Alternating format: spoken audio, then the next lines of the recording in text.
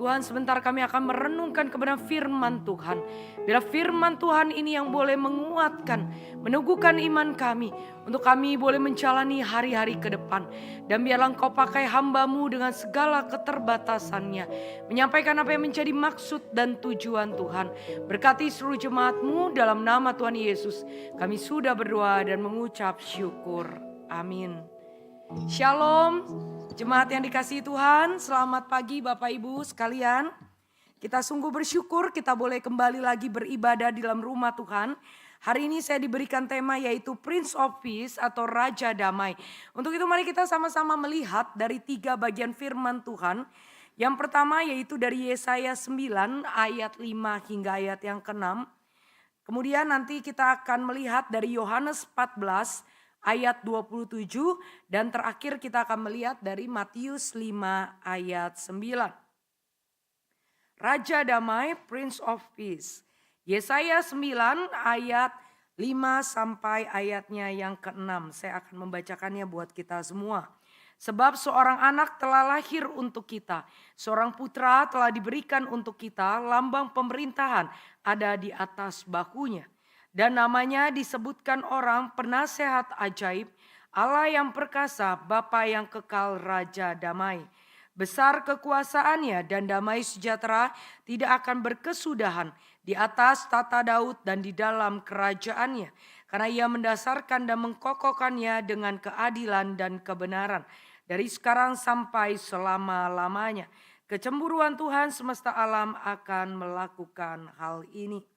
Kemudian kita akan melihat dari Yohanes 14 ayat ke-27. Damai sejahtera aku tinggalkan bagimu. Damai sejahtera aku berikan kepadamu. Dan apa yang kuberikan tidak seperti yang diberikan dunia oleh dunia kepadamu. Janganlah gelisah dan gentar hatimu. Kemudian mari kita melihat dari Matius 5 ayat ke-9. Demikian firman Tuhan. Berbahagialah orang yang membawa damai, karena mereka akan disebut anak-anak Allah. Demikian sejauh pembacaan firman Tuhan. Saudaraku yang terkasih di dalam Tuhan, hari ini kita hidup di zaman yang paradoks. Kenapa saya katakan paradoks? Karena di satu sisi secara teknologi hidup kita semakin lebih mudah. Karena terbantu dengan alat-alat teknologi yang semakin canggih. Secara informasi kita semakin banyak tahu hal dan kita lebih banyak atau lebih mudah bisa mengakses segala informasi. Tetapi justru di sisi lain secara batin manusia justru sulit merasakan yang namanya tenang dan damai. Karena itu di dalam ilmu psikologi saudara ada satu istilah klinis yang sering muncul di dalam 5 tahun terakhir. Yaitu anxiety disorder. Saudara, apa yang dimaksudkan dengan anxiety disorder ini saudara? Saudara, ini adalah gangguan kecemasan. Ini adalah sebuah kondisi di mana seseorang kehilangan kemampuan untuk merasa tenang secara konsisten. Sekalipun hidup mungkin tampak baik-baik saja. Saudara, anxiety disorder adalah sebuah situasi merupakan gangguan kecemasan di mana seseorang kehilangan kemampuan untuk merasa tenang sekalipun mungkin hidup tanpa baik-baik saja, tampak baik-baik saja. Saudara, menurut penelitian WHO, 4,4% di seluruh dunia atau ada ratusan juta hidup di dalam gangguan kecemasan ini. Tetapi yang membuat urgent saudara bukan cuma ngomongin masalah angkanya. Tetapi ada tren atau dampaknya. Apa saja itu saudara? Paling tidak ada 3. Yang pertama, angka kecemasan meningkat tajam sejak pandemi. Terutama pada remaja dan dewasa muda. Yang kedua, banyak orang tidak pernah terdiagnosis, tetapi di dalam hidupnya setiap hari seakan-akan mereka tidak bisa berhenti untuk berpikir. Kemudian yang ketiga, banyak orang tetap berfungsi secara lahiriah, bisa bekerja, melayani, bahkan aktif di gereja, tetapi batinnya terus-menerus merasa gelisah. Saudara, hal inilah yang sering kita sebut sebagai inner restlessness. Yaitu kegelisahan dari dalam hati. Bukan berbicara mengenai serangan kecemasan atau panik atau serangan tiba-tiba. Bukan demikian. Tetapi ketidakmampuan untuk benar-benar merasakan tenang atau damai. Saudara, karena itu isu ini sangat mendesak. Karena apa, saudara? Karena seringkali tidak terlihat. Bahkan banyak orang menganggap itu baik-baik saja karena tidak tampak di luarnya. Saudara, tetapi kalau kita mau melihat di Indonesia sendiri, angka kecemasan itu sampai mencapai 30%. Atau dikatakan sepertiga remaja dan dewasa muda selama 5 tahun terakhir mengalami masalah kesehatan mental yang sangat signifikan. Dengan kecemasan sebagai komponen terbesarnya. Hal ini berarti bahwa di dalam setiap satu keluarga, di dalam satu komunitas, atau bahkan di dalam satu gereja ini. Ada orang-orang yang hidupnya tidak memiliki damai di dalam hatinya. Mungkin saja orang tersebut sedang duduk di antara kita. Mungkin sebelah kita, mungkin depan kita, mungkin belakang kita. Atau mungkin orang-orang yang melayani di atas mimbar. Atau jangan-jangan itu adalah diri kita sendiri. Karena itu hari ini kita akan belajar mengenai 2 hal mengenai damai, saudara. Yang pertama, damai sejati hanya dapat kita temukan di dalam Kristus. Saudara, kalau kita perhatikan konteks daripada Yesaya 9 ayat 6, maka ini tidak bisa dipisahkan dari konteks spesifik perang Siro Efraim pada tahun 735 sampai 732 sebelum Masehi. Saudara, pada saat itu Raja Pekah dari Israel dan Raja Resin dari Aram, mereka membentuk koalisi anti Asyur. Dan di dalam kondisi itu mereka menekan Raja Ahaz yaitu Raja Yehuda untuk bergabung sama mereka. Kalau Raja Ahaz ini tidak mau bergabung, maka dikatakan mereka akan mengepung Yerusalem, menggulingkan dinasti Daud, dan juga mereka akan mengangkat anak Tabel untuk menggantikan Ahaz. Sebagaimana kalau kita lihat di dalam Yesaya 7 ayat ke-6. Saudara, di tengah kondisi demikian Ahaz menjadi takut dan rakyat Yehuda menjadi cemas. Bahkan dikatakan di dalam Yesaya 7 ayat 2, hati Ahaz dan rakyatnya gemetar ketakutan. Seperti pohon-pohon hutan bergoyang ditiup angin. Saudara, di tengah situasi ini Allah tidak tinggal diam. Allah mengirim Nabi Yesaya untuk berfirman kepada Raja Ahaz. Dikatakan di ayat 4 sampai 7. Katakan kepadanya, teguhkanlah hatimu dan tinggallah tenang. Jangan takut, janganlah hatimu kecut. Tidak akan sampai hal itu dan tidak akan terjadi. Saudara, ini Allah yang berfirman melalui Nabi Yesaya. Seharusnya pada saat itu Raja Ahaz dia taat dan tidak perlu takut. Tapi yang terjadi, saudara, Raja Ahaz justru mencari bantuan kepada Asyur. Raja Ahaz berpikir, saudara, bahwa ketika dia meminta pada Asyur yang dia lihat secara militer luar biasa, maka dia yakin dia pasti menang. Karena itu dia mencari kedamaian lewat kerajaan Asyur. Saudara, tapi kalau kita mau jujur kita lihat pada akhirnya ketika Raja Ahaz meminta bantuan Asyur, justru Yehuda akhirnya mengalami kehancuran yang luar biasa. Sampai saudara di Yesaya 9 ayat 1 dikatakan demikian. Bangsa ini berjalan di dalam kegelapan. Saudara, sekalipun Raja Ahaz gagal, tetapi Tuhan sekali lagi tidak meninggalkan bangsa Yehuda. Karena itu Yesaya 9 ayat 5, itu Tuhan berikan nubuat yang menjadi sebuah jaminan kekuatan bagi bangsa Yehuda. Sebab seorang anak telah lahir untuk kita, seorang putra telah diberikan untuk kita. Saudara, menarik sekali kalau kita melihat dari tafsiran WBC, saudara, World Biblical Commentary, saudara. Ketika dikatakan telah lahir itu menggunakan dalam bentuk perfect di dalam bahasa Ibrania, yaitu menggunakan kata yulad. Yaitu telah lahir yang menunjukkan sebuah kepastian bahwa nubuatan itu seolah-olah sudah terjadi. Jadi menarik sekali.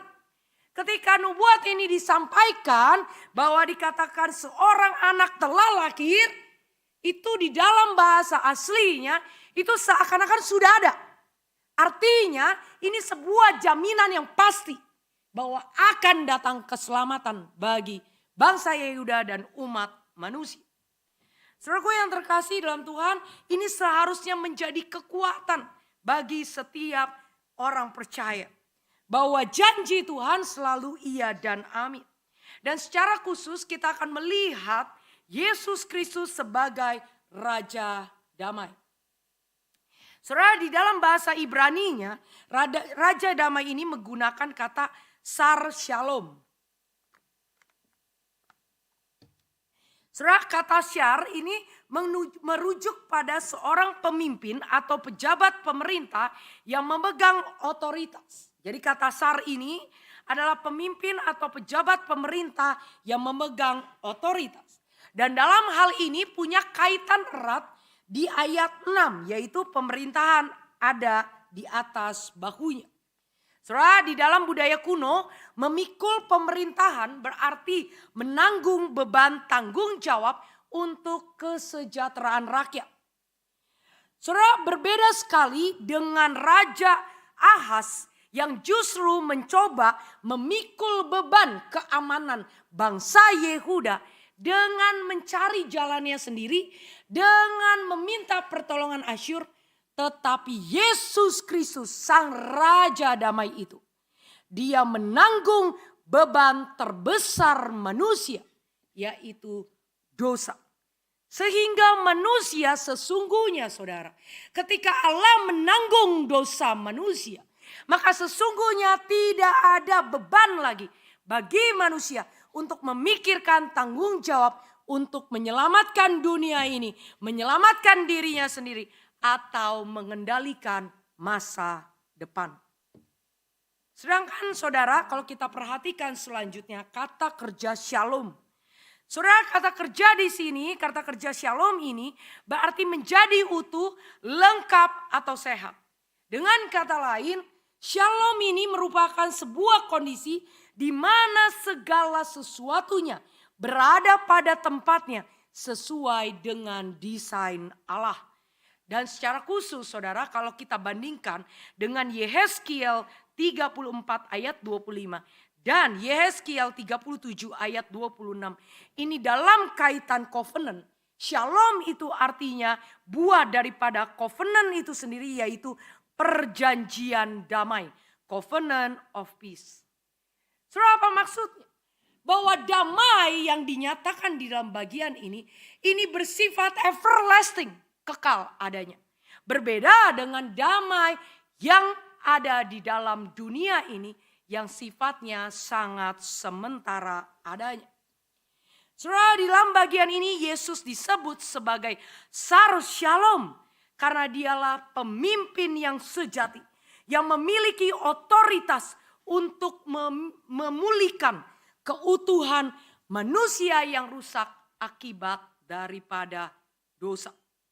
Yesus sebagai Sar Shalom karena dia adalah pemimpin yang sejati yang memiliki otoritas untuk memulihkan keutuhan manusia yang rusak akibat daripada dosa.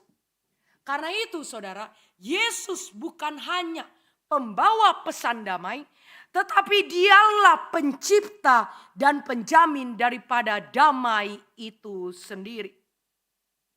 Karena itu saudara, John Calvin dia berkata demikian.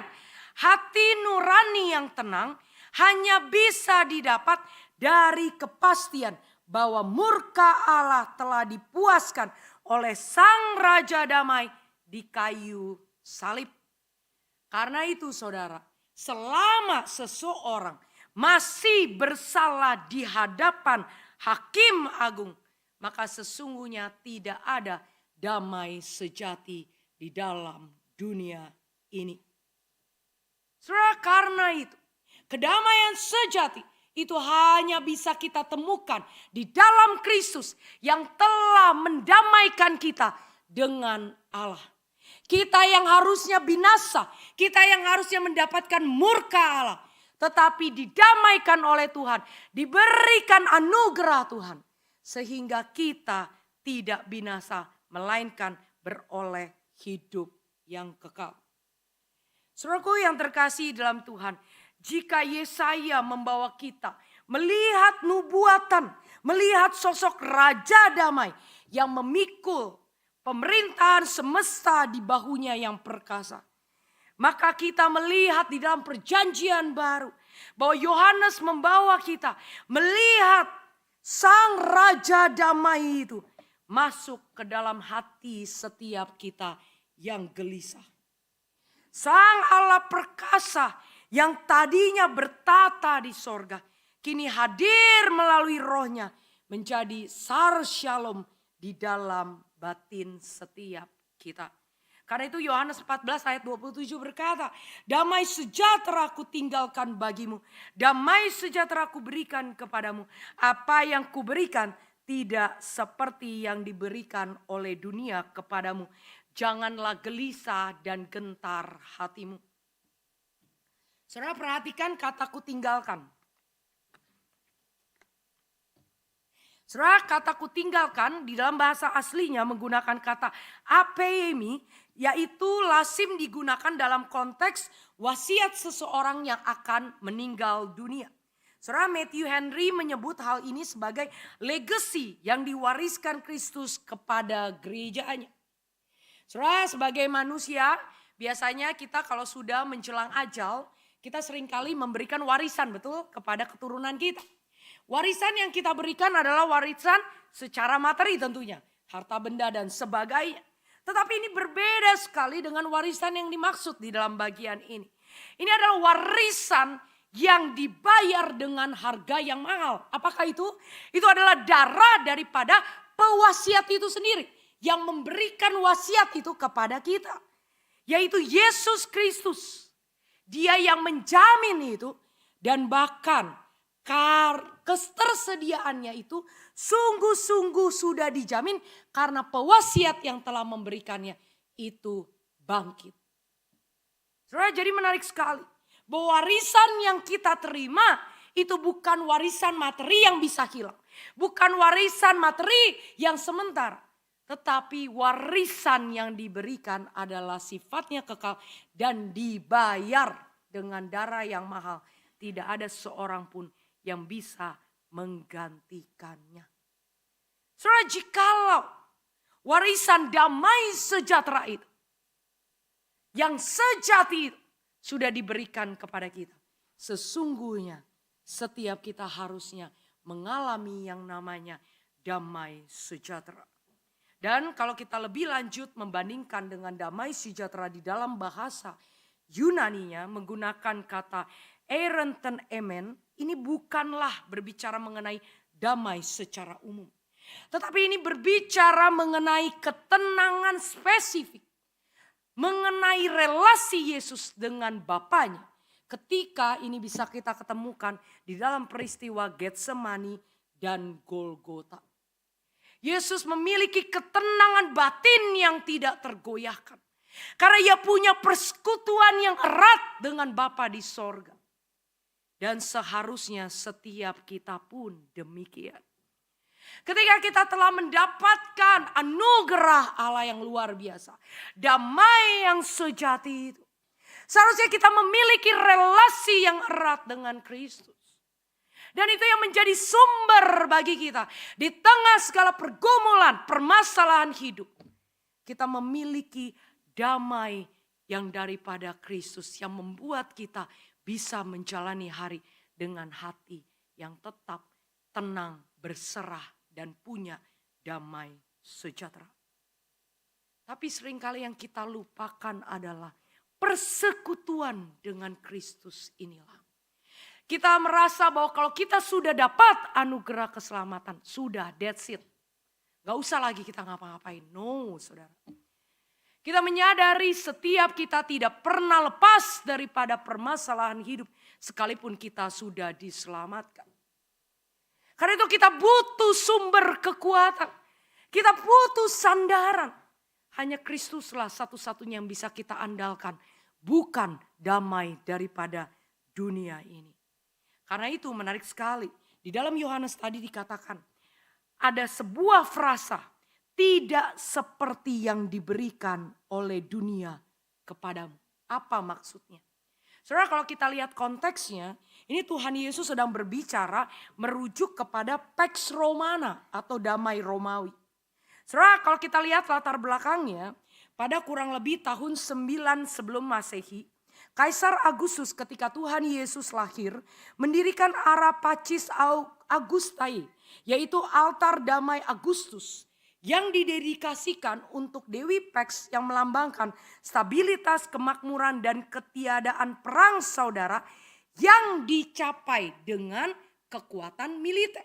Artinya damai yang diciptakan oleh Romawi itu menggunakan cara-cara dengan senjata, pedang, penindasan dan penaklukan. Tetapi beda sekali saudara. Damai yang dicatat di dalam Alkitab. Beda sekali dengan shalom di dalam bahasa Ibrani dan airin di dalam bahasa Yunani. Hal ini menawarkan sesuatu yang bertolak belakang 180 derajat berbeda. Yaitu ketika kita berbicara mengenai shalom di dalam firman Tuhan. Itu berbicara mengenai keutuhan, wholeness, pemulihan hubungan yang rusak. Baik secara vertikal dengan Allah dan horizontal dengan sesama. Saudara, inilah yang dimaksudkan. Bahwa damai yang dimaksudkan Yesus itu berbeda dengan Pax Romana. Yang menggunakan kekuatan militer supaya mereka tunduk. Supaya tidak ada perang. Mereka menggunakan senjata dan sebagainya. Tetapi berbeda dengan damai yang Tuhan berikan. Itu justru mendatangkan pemulihan. Bagi setiap kita. Baik secara vertikal maupun secara horizontal. Saudara, damai yang diberikan dunia itu sangat bergantung pada kondisi eksternal. Tetapi damai Kristus itu adalah sebuah realitas internal yang akan terus ada dan bertahan sekalipun di tengah badai. Saudara, untuk memudahkannya saya memberikan sebuah perbandingan di dalam sebuah tabel. Jikalau damai dunia yang digambarkan atau diwakili oleh Pax Romana, itu sumbernya adalah kekuatan militer, diplomasi politik, kekayaan materi. Tetapi kalau kita, damai Kristus sumbernya adalah Yesus itu sendiri yang memberikan karya penebusannya dan kehadiran Roh Kudus di dalam kehidupan kita. Sifatnya, kalau damai dunia eksternal, sementara rapuh dan situasional. Ya saudara. Sedangkan damai Kristus itu sifatnya internal, kekal, transenden dan tidak tergoyahkan. Lalu bagaimana mekanisme atau cara kerjanya? Kalau damai dunia lewat penaklukan musuh, menghindari konflik atau eskapisme, yaitu melarikan diri. Sebaliknya kalau damai Kristus itu dilakukan Allah yang berinisiatif melakukan rekonsiliasi dengan manusia, memberikan pengampunan dosa dan menyatakan keadilannya. Lalu goalnya apa saudara? Tujuannya. Kalau damai dunia yaitu untuk mendapatkan stabilitas sosial demi kelanggengan kekuasaan. Sedangkan damai Kristus yaitu berbicara mengenai keutuhan manusia. Sebagai image of God dan kemuliaan Allah. Jadi ini jelas sekali ini berbeda sama sekali. Saudara, dikisahkan di tahun 1553. Ketika Ratu Mary pertama yaitu Mary Tudor memerintah Inggris kembali ke Katolik Roma. ia mengumumkan satu perintah yang harus ditaati oleh seluruh warganya. Yaitu setiap pemimpin reformasi mulai hari itu dianggap bidat dan mereka harus dihukum. Kita tahu ya, di dalam sejarah ya, ada penyimpangan-penyimpangan yang terjadi, lalu ada kaum reformasi yang akhirnya bangkit ya, Martin Luther dan sebagainya, lalu gereja kembali semakin lebih baik. Tapi kemudian ketika Mary Tudor ini kembali ke Inggris, dia justru menganggap reformasi itu, kaum reformasi itu menjadi bidat, seperti itu. Dan orang-orang yang ikut di dalam gerakan reformasi atau tokoh-tokoh reformasi, semuanya kalau tidak taat mereka akan dihukum mati. Saudara, singkat cerita ada dua tokoh, yaitu dua uskup yang bernama Nicholas Ridley dan Hugh Latimer. Mereka adalah tokoh penting reformasi pada zaman Raja Edward yang ke-6. Ridley ini seorang teolog reform yang menekankan otoritas Alkitab dan pembenaran oleh iman. Sedangkan Latimer, dia adalah seorang pengkhotbah yang luar biasa, berani dikenal sebagai orang yang terus-menerus menyerukan suara pertobatan dan kesetiaan pada Injil. Saudara, singkat cerita, ketika mereka menolak doktrin Katolik pada saat itu, mereka akhirnya dihukum mati dengan cara dibakar di tiang pancang. Saudara, ketika mereka dieksekusi, Latimer itu berkata kepada Ridley. Saya terjemahkan di dalam bahasa Indonesia. Bapak Ibu silakan memperhatikan di layar. Dia berkata demikian. Tenanglah dan kuatkanlah hatimu, Tuan Ridley. Hari ini oleh anugerah Allah kita akan menyalakan sebuah lilin di Inggris yang aku percaya tidak akan pernah dipadamkan. Jadi ketika detik-detik dia akan dieksekusi, dia akan dibakar saudara di tiang pancang. Latimer berkata, tenanglah dan kuatkanlah hatimu, Tuan Ridley. Hari ini oleh anugerah Allah kita akan menyalakan sebuah lilin di Inggris yang aku percaya tidak akan pernah padam. Saudara, orang diambang kematian dan dia bisa berkata demikian, kita jelas sekali bisa melihat bahwa keyakinan yang keluar daripada orang tersebut adalah sebuah keyakinan dia tahu bahwa Kristus telah menang. Kematian bukanlah akhir dari segalanya. Bahkan penderitaan yang ia alami bisa Tuhan pakai untuk kebangkitan gereja, untuk memuliakan nama Tuhan. Saudara, hanya orang-orang yang menyadari di tengah segala penderitaan, pergumulan, Tuhan bisa memakai itu semua untuk kemuliaannya. Jikalau dia sungguh memiliki damai Kristus dan dia memahami apa artinya damai Kristus itu. Saudara, mungkin kita bertanya, di mana letak damainya dari kisah dua orang ini? Saudara, damai yang mereka miliki itu bukan bebas daripada api yang akan membakar tubuh mereka. Tetapi kita melihat bahwa mereka tidak memaki. Mereka tidak memberontak. Mereka tidak putus asa. Tetapi dengan iman yang teguh. Mereka tidak pernah sedikit pun meninggalkan iman kepada Kristus. Karena damai Kristus ada di dalam hati mereka. Damai Kristus itulah yang memampukan mereka untuk menjalani penderitaan yang luar biasa. Saudaraku yang terkasih di dalam Tuhan, damai Kristus tidak selalu menghentikan badai. Sekali lagi saudara, damai Kristus tidak selalu menghentikan badai yang ada di dalam hidup kita.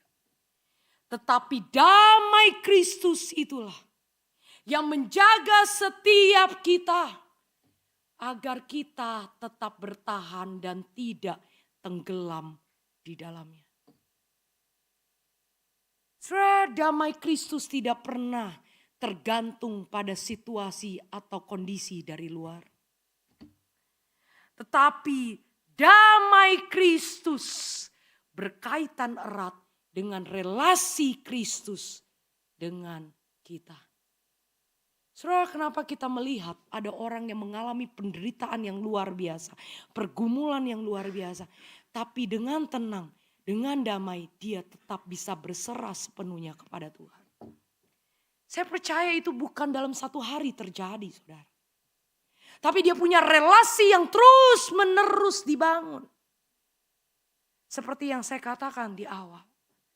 Bagaimana damai yang digambarkan adalah suatu bentuk relasi persekutuan yang erat Yesus Kristus dengan Bapanya. Ketika dia menjalani masa-masa penderitaan di Getsemani dan Golgota. Tapi kalau kita mau jujur, bukankah kita jauh lebih mencari damai di luar Kristus yang kita anggap bisa memberikan kita ketenangan. Padahal itu adalah ketenangan yang semu dan palsu. Saudara, berapa banyak dari kita di tengah problema, di tengah persoalan, bahkan di tengah hidup baik-baik saja. Kita meletakkan damai itu di dalam deposito di bank. Di dalam jumlah nominal yang ada di rekening kita. Kita meletakkan damai pada pasangan kita. Kita bersandar pada anak kita. Ketika mereka mengecewakan kita, kita menjadi terluka. Tidak ada lagi damai dalam hati kita. Ketika uang itu hilang dari genggaman kita, tidak ada lagi damai di hati kita. Kenapa, saudara? Karena kita meletakkan seluruh hidup kita, menyandarkan, mengandalkan hal yang bersifat sementara adanya.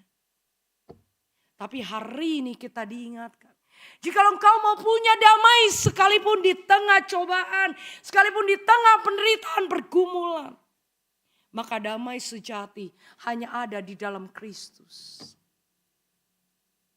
Bukan di dalam kekayaan materi, bukan di dalam pasangan, anak, orang tua.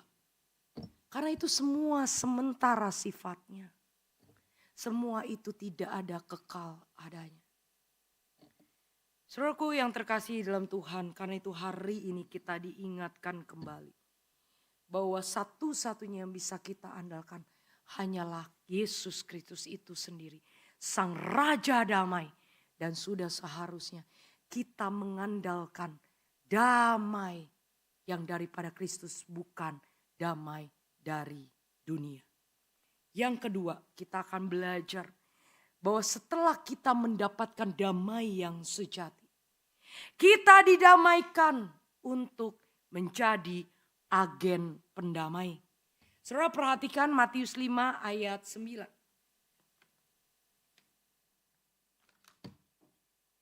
Saudara, Matius 5 ayat 9 berkata demikian. Berbahagialah orang yang membawa damai, karena mereka akan disebut anak-anak Allah. Saudara perhatikan frasa anak-anak di sini. Saudara, di dalam bahasa aslinya menggunakan kata huios di dalam bahasa aslinya yang merujuk kepada status atau kedudukan kita di hadapan Allah. Saudara, kita yang dahulu adalah musuh Allah. Kita adalah orang-orang yang berseteru dengan Allah, telah diperdamaikan oleh Yesus. Sehingga kita menjadi orang-orang yang dibenarkan. Dan tidak hanya itu, kita disebut anak-anak Allah. Jadi status anak Allah itu bukan kita raih sendiri, bukan. Bukan karena kebaikan kita, bukan karena kepandaian kita, bukan karena pelayanan kita. No. Tetapi itu semata-mata karena karya penebusan Kristus yang telah mendamaikan saya dan saudara. Sehingga kita menjadi anak-anak Allah. Saudara, penebusan yang Tuhan kerjakan, pendamaian yang Tuhan kerjakan, itu tidak pernah berhenti sampai di titik, oke, saya sudah terima, thank you Lord. No. Tetapi ada panggilan selanjutnya. Ketika kita didamaikan, maka Tuhan mau kita menjadi agen-agen pendamai. Kenapa, saudara? Karena dunia ini begitu dingin adanya. Dunia ini begitu kejam adanya, saudara. Ada begitu banyak orang di luar sana kehilangan pengharapan. Ada begitu banyak orang di sana yang hidup di dalam ketakutan, di dalam kegantaran, di dalam hati yang terus cemas dan khawatir. Karena mereka tidak memiliki damai yang sejati. Dan untuk itulah saya dan saudara dipanggil untuk menyatakan damai di tengah dunia yang begitu dingin, keras dan kejam ini. Supaya mereka pun bisa merasakan damai yang sejati. Dan mereka bisa memuliakan Allah. Saudara, kalau kita membaca di dalam sejarah, di dalam pembacaan Alkitab. Ada begitu banyak konflik yang terjadi. Tapi menarik sekali, tidak pernah sekalipun Tuhan membiarkan umatnya berdiam terus-menerus di dalam konflik tersebut. Sebaliknya, Tuhan mendorong setiap orang yang berkonflik. Itu untuk menyelesaikannya, bahkan dipanggil untuk melihat bahwa konflik pun Tuhan bisa ubahkan menjadi sesuatu kebaikan. Baik bagi orang yang berkonflik maupun orang-orang yang ada di sekitar.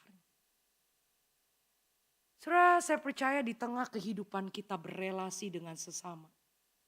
Konflik menjadi satu bagian yang gak mungkin lepas dari hidup kita. Kita bisa berkonflik dengan pasangan kita bisa berkonflik dengan anak kita bisa berkonflik dengan orang tua kita bisa berkonflik dengan rekan usaha kita, berkonflik dengan teman kantor dan sebagainya. Tetapi menjadi panggilan kita, bukan kita lari dari konflik, saudara. Tapi kita justru dipanggil menjadi inisiator untuk merekonsiliasi.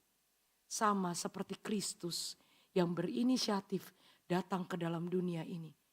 Merekonsiliasi saya dan saudara dengan Allah.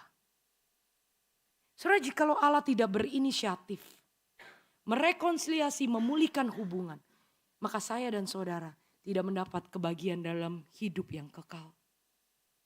Tetapi justru karena Yesus mau datang ke dalam dunia ini. Dia yang berinisiatif, kita yang melukai dia, kita yang memberontak dari dia. Tapi justru dia yang datang.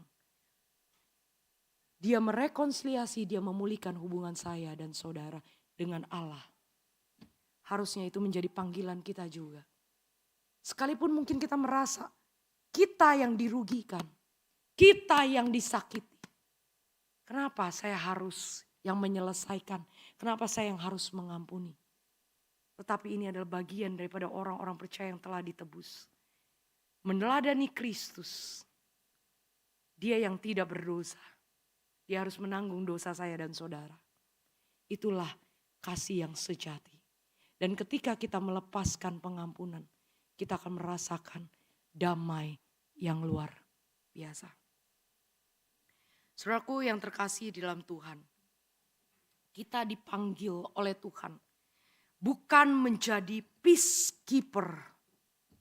Peacekeeper itu adalah orang-orang yang menghindari konflik demi kenyamanan sementara. Tetapi kita dipanggil untuk menjadi peacemaker.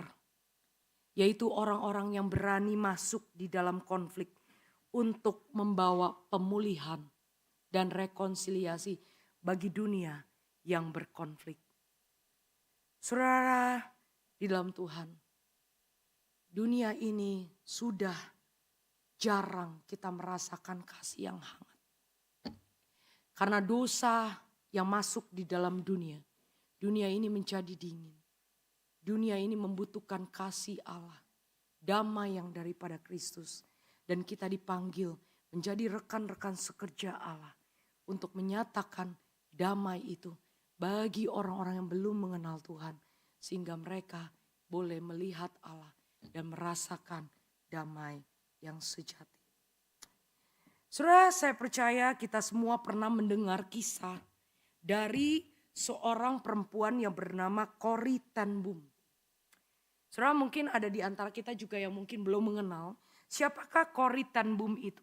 Saudara, dia adalah orang yang banyak melakukan tugas penyelamatan bagi orang-orang Yahudi dari serangan Nazi. Saudara, di tengah serangan Nazi bukan hanya orang-orang lain yang menderita, dia pun ikut di dalam penderitaan itu. Dia masuk di dalam kamp konsentrasi bersama dengan kakaknya yang bernama Betsy.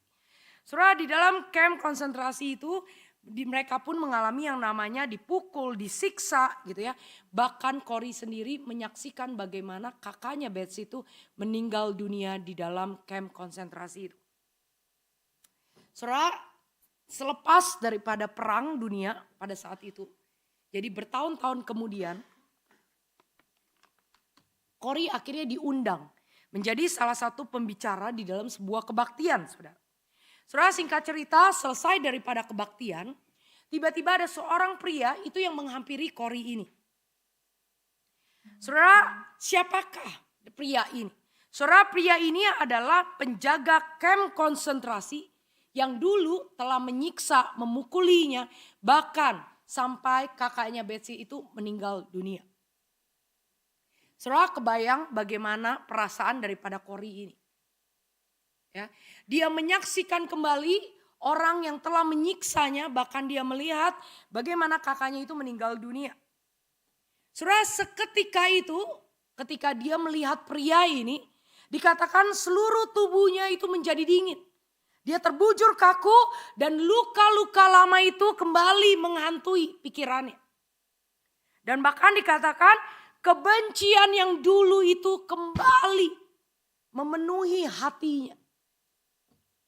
Saudara, dikatakan dia tidak sanggup untuk mengampuni pria ini. Tapi saudara, tiba-tiba sang pria itu berkata demikian. Saya sekarang seorang Kristen. Saya tahu Tuhan sudah mengampuni saya. Tetapi maukah Anda mengampuni saya? Saudara, saat itu ketika dia mendengar pria itu berkata demikian, Corrie hanya bisa menyatakan hal yang demikian. Saya memaafkanmu dengan damai yang hanya Kristus bisa berikan. Saya memaafkanmu dengan damai yang hanya Kristus bisa berikan. Saudara, ini adalah sebuah pengakuan yang jujur dari dalam hati Corrie. Secara manusia dia tidak sanggup untuk mengampuninya. Tetapi dia sadar, dia tahu bagaimana damai yang sejati itu sudah menyentuh hatinya. Dan dia sudah menerima Kristus di dalam hidupnya. Membuat ia tidak sanggup untuk tidak mengampuninya. Makanya dia katakan, saya memaafkanmu dengan damai yang hanya Kristus bisa berikan. Dan seketika itu, ketika dia melepaskan pengampunan itu, dikatakan bahwa Corrie merasakan kehangatan, kedamaian yang belum pernah ia rasakan sebelumnya.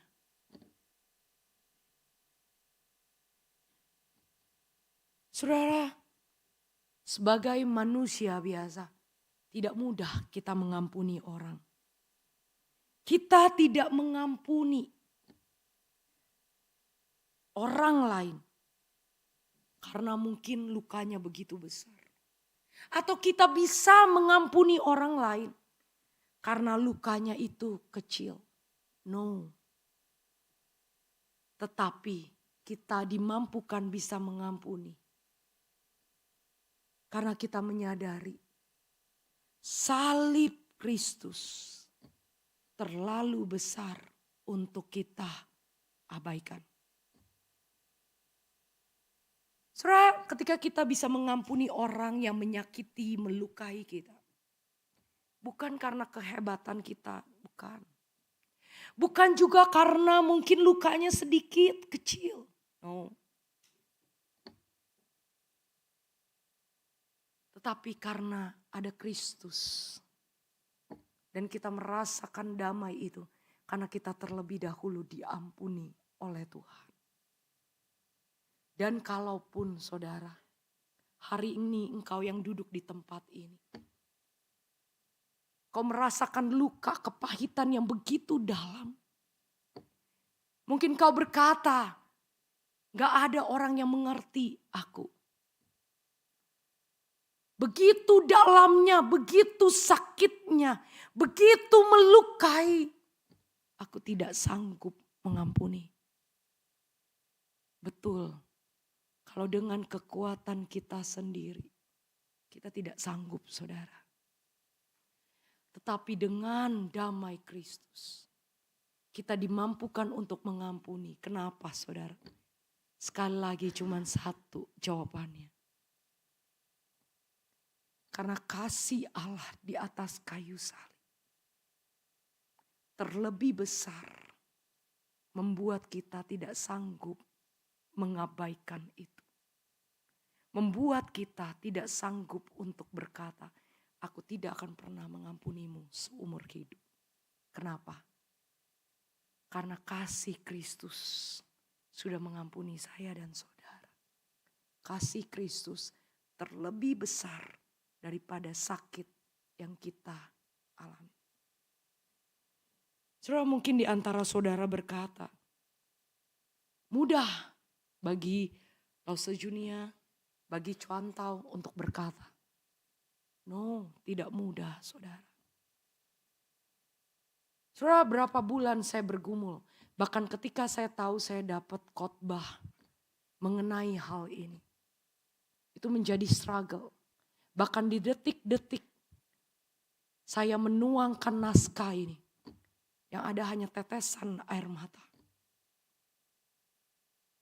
Karena saya menyadari sebagai manusia. Ketika kita difitnah. Ketika kita dilukai. Tidak mudah buat kita untuk melepaskan pengampunan. Tapi berulang-ulang Tuhan katakan. Lihat kepadaku. Bukan kepada orang yang menyakitimu. Lihat pada kayu salib. Bukan pada luka yang engkau dapatkan. Karena sekalipun kau mau berkata, aku tidak mampu mengampunimu. Tapi ketika engkau berhadapan dengan kayu salib, kasih Kristus, kau akan berkata, siapakah aku ini? Sehingga aku tidak mau mengampuni orang lain. Kasih Allah jauh lebih besar daripada segala luka hati di dalam hati kita. Saudara, biarlah setiap kita dimampukan karena kita memiliki damai Kristus untuk mengampuni orang yang telah melukai, menyakiti hati kita. Bukan dengan kekuatan diri, tetapi kekuatan daripada Allah itu sendiri. Mari kita berdoa.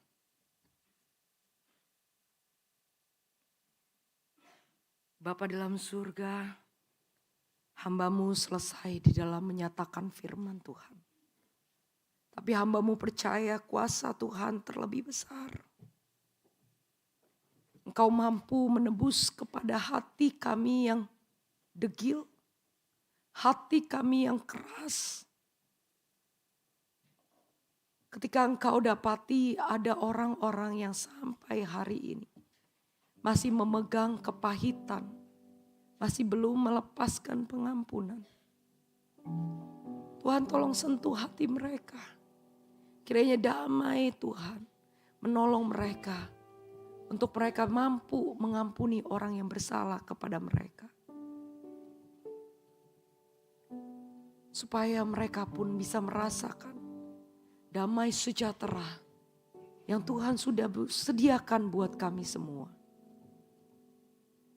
Dan jikalau Tuhan kau temui ada orang-orang di sekeliling kami yang saat ini ataupun diri kami sendiri sedang merasakan kegelisahan, kecemasan.